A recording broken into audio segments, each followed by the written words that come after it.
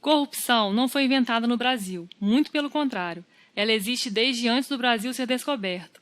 Por exemplo, a corrupção foi uma das razões para a queda do Império Romano. E mesmo nos dias de hoje, políticos no mundo inteiro abusam do poder e acesso que têm, inclusive em países desenvolvidos. Mas a gente sempre fica com aquela sensação de que os políticos brasileiros são profissionais no assunto, né? É difícil comprovar essa sensação com fatos concretos. E também não dá para afirmar que um país é mais ou menos corrupto que o outro, porque na prática ninguém sabe nem o quão corrupto o seu próprio país é. O que alguns estudos fazem é medir a percepção sobre corrupção.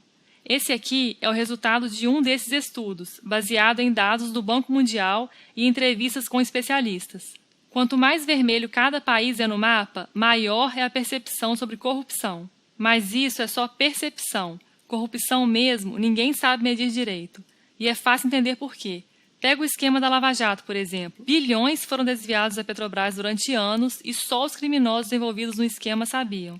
Até hoje, mesmo com essa gigantesca investigação e grande apoio da população, todo dia descobriam falcatruas novas em esferas mais altas do poder. E a gente só fica sabendo de várias delas através de delações premiadas, quando criminosos entregam comparsas para aliviar a sua punição. Nem toda corrupção envolve políticos. Tem muito empresário fazendo besteira por aí. Essa gigantesca empresa americana, por exemplo, era considerada super confiável. Só que não.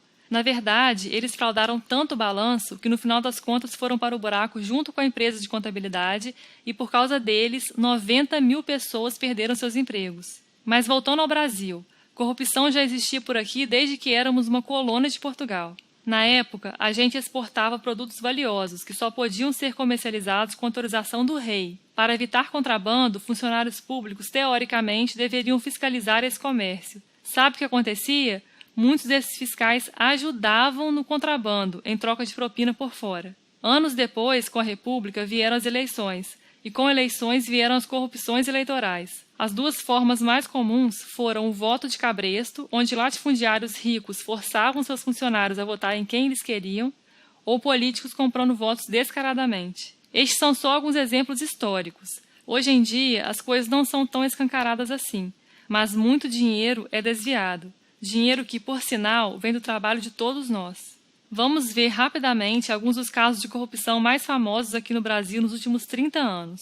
Começando por esse, em 87, no governo Sarney. Empreiteiras formaram um cartel que fraudou licitações para a construção de uma ferrovia entre o Maranhão e Goiás.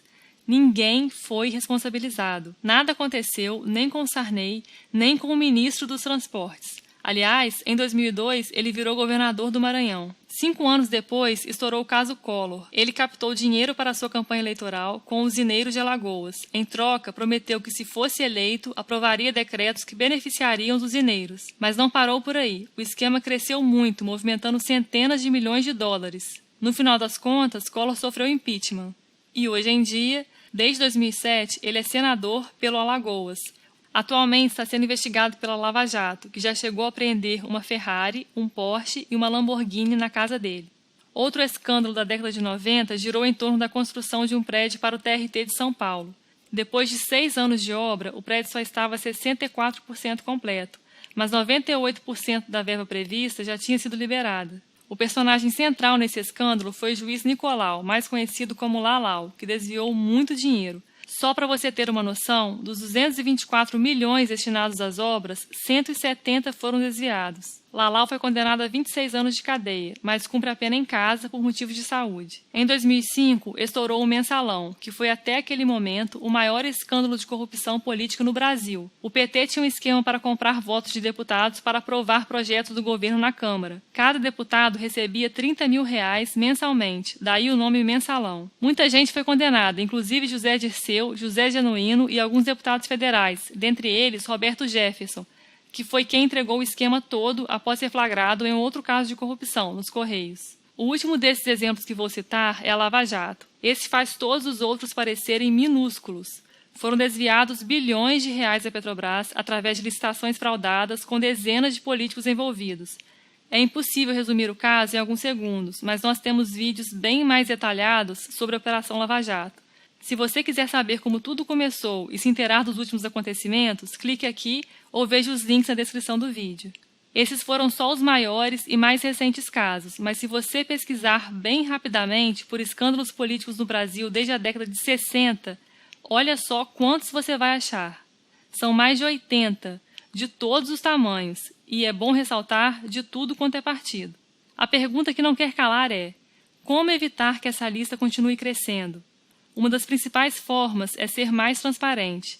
Quanto mais informações forem públicas, de fácil acesso e auditadas, mais difícil fica desviar dinheiro público. Na Suécia, por exemplo, 2 vezes por ano são divulgados todos os investimentos privados de todos os ministros do governo, nos mínimos detalhes. Quanto mais transparentes formos, menos jeitinho brasileiro vai ter por aí. O tal do jeitinho brasileiro é uma coisa horrorosa. Não podemos ficar agarrados na cultura de que no Brasil damos um jeitinho em pequenos problemas por fora da lei. Não são só os políticos que tomam atitudes egoístas em detrimento da sociedade como um todo. Você já deu um jeitinho para evitar a lei seca? Já sonegou imposto de renda? Parou seu carro em vaga de deficiente físico? Pediu atestado médico sem estar doente só para faltar ao trabalho? Pare e pensa se essas coisinhas são realmente tão diferentes de roubar milhões da Petrobras, ou comprar votos no Congresso, ou retribuir favores a empresas que doaram milhões para a sua campanha eleitoral. Será que são coisas tão diferentes assim, ou é só uma questão de acesso? Outra coisa, não acredite que intervenção militar é um bom caminho para a transparência. A história está cheia de exemplos que mostram que não é, inclusive aqui no Brasil. Intervenção militar vira ditadura, e se tem uma coisa que ditaduras não têm, é transparência.